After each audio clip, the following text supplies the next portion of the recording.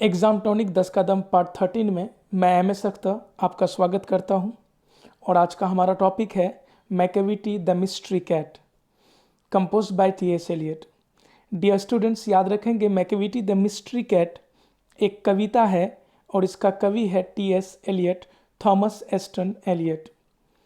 मैं हर वीडियो में मैं आप लोगों को बता रहा हूं कि प्रत्येक कविता और कवि का नाम याद रखना बहुत ज़्यादा ज़रूरी है, क्योंकि आपका एग्ज़ाम में ऑब्जेक्टिव में पूछा जाता है।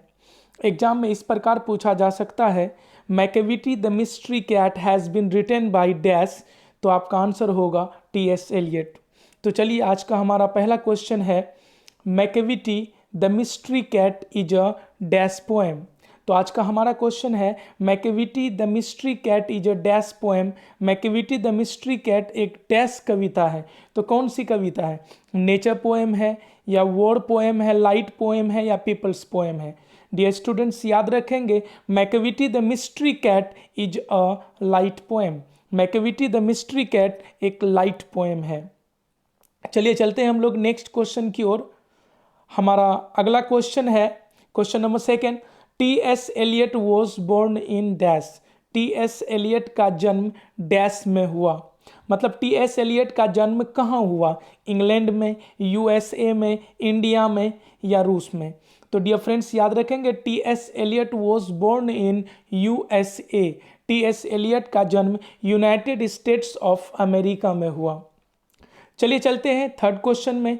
हमारा तीसरा क्वेश्चन है, T S. Eliot was born on dash and died on dash. मतलब टी.एस. एलियट का जन्म कहाँ हुआ और मृत्यु कहाँ हुआ? हमारा जो पहला ब्लैंक है उसमें डेट ऑफ बर्थ होगा और दूसरा जो ब्लैंक है उसमें डेट ऑफ डेथ होगा।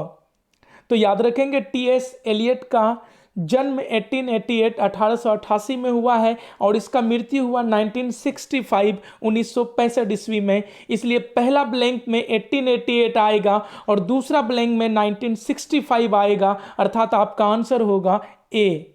तो कंप्लीट सेंटेंस को आप इस प्रकार याद रखेंगे, T S. Eliot was born on 1888 and died on 1965। चलिए चलते हैं हम लोग अगले क्वेश्चन की ओर। हमारा अगला क्वेश्चन है, T S. Eliot was born in USA. T S. Eliot का जन्म यूएसए में हुआ, यूनाइटेड स्टेट्स ऑफ अमेरिका में, एंड सेटल्ड इन और बस गया कहाँ पर? तो डियर स्टूडेंट्स, याद रखेंगे टी.एस. एलियट का जन्म यूनाइटेड स्टेट्स ऑफ अमेरिका में हुआ है, लेकिन वो परमानेंटली सेटल हो गए थे कहाँ? तो इंग्लैंड में। हमारा आंसर होगा सी। कंप्लीट सेंटेंस आप इस प्रकार याद रखेंगे, T S. Eliot was born in USA and died in and settled in England. तो इंग्लैंड में सेटल हो गए थे। चलिए अगले क्वेश्चन की ओर चलते हैं। हमारा अगला क्वेश्चन है, T S. Eliot was dash in religion. मतलब टी.एस. एलियट का धर्म का नाम क्या था? Roman Catholic. रोमन कैथोलिक से आप लोगों को कुछ याद आ रहा है? जॉन डन का धर्म का नाम था रोमन कैथोलिक। तो टी.एस. एलियट का धर्म का नाम क्या रोमन कैथोलिक है या एंग्लो कैथोलिक है या हिंदू या पारसी? डियर फ्रेंड्स, याद रखेंगे T S. Eliot was Anglo Catholic in religion. तो टी.एस. एलियट का धर्म का नाम था एंग्लो कैथोलिक। चलिए अगले क्वेश्चन की ओर चलते हैं। हमारा अगला क्वेश्चन है question number 6, T S. Eliot was one of the greatest poets of dash century. T S. Eliot जो है डैश शताब्दी के, डैश सेंचुरी के सबसे महान कवि में से एक थे।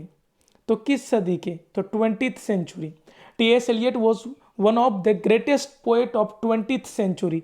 तो टी.एस. एलियट 20th सेंचुरी के कवि थे, महान कवियों में से एक थे, याद रखेंगे। चलिए चलते हैं अगला क्वेश्चन की ओर। हमारा अगला क्वेश्चन है क्वेश्चन नंबर 7। क्वेश्चन है, T S. Eliot was awarded the Nobel prize for literature in dash. T S. Eliot को नोबेल प्राइज से सम्मानित किया गया था किस ईस्वी में? तो टी.एस. एलियट को नोबेल प्राइज से किस ईस्वी में सम्मानित किया गया था? याद रखेंगे 1948 ईस्वी में।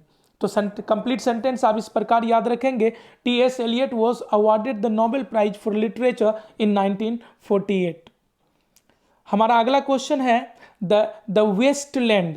डियर फ्रेंड्स, यहाँ पर the Waste Land, Ash Wednesday, 4 quartets are the works of. मतलब Waste Land, Ash Wednesday, four quartets, ये सभी बुक्स का नाम है। किसका नाम है? बुक्स का। तो ये सभी बुक्स के रचयिता कौन है, इसके राइटर कौन है? तो याद रखेंगे टी.एस. एलियट। कंप्लीट सेंटेंस आप इस प्रकार याद रखेंगे, the Waste Land, Ash Wednesday and Four Quartets are the works of T S. Eliot. चलते हैं हम लोग अगले क्वेश्चन की ओर। चलिए क्वेश्चन नंबर 9 को देखते हैं। क्वेश्चन है, T S. Eliot won Nobel prize. T S. Eliot ने नोबेल प्राइज जीता and order of Merit, Order of Merit भी जीता। याद रखेंगे टी.एस. एलियट को नोबेल प्राइज भी मिला था, ऑर्डर ऑफ मेरिट प्राइज भी मिला था, है ना, 1948 में ही। तो 1948 ईस्वी में ही टी.एस. एलियट को, थॉमस एस्टन एलियट को दो प्राइज मिला था, नोबेल प्राइज और ऑर्डर ऑफ मेरिट 1948 में। किसके लिए? सोशल वर्कर के लिए, रिमूविंग रेशियल डिस्क्रिमिनेशन के लिए, वेलफेयर ऑफ सोसाइटी के लिए? नहीं, लिटरेचर के लिए मिला था। तो कंप्लीट सेंटेंस आप इस प्रकार याद रखेंगे, T S. Eliot won Nobel prize and order of merit in 1948 for literature. चलिए अंतिम क्वेश्चन को हम लोग देखेंगे। क्वेश्चन है, टी.एस. Eliot was dash. तो T S. Eliot was dash, T S. Eliot dash थे। क्या क्रिटिक थे, ड्रामाटिस्ट थे, पोएट थे?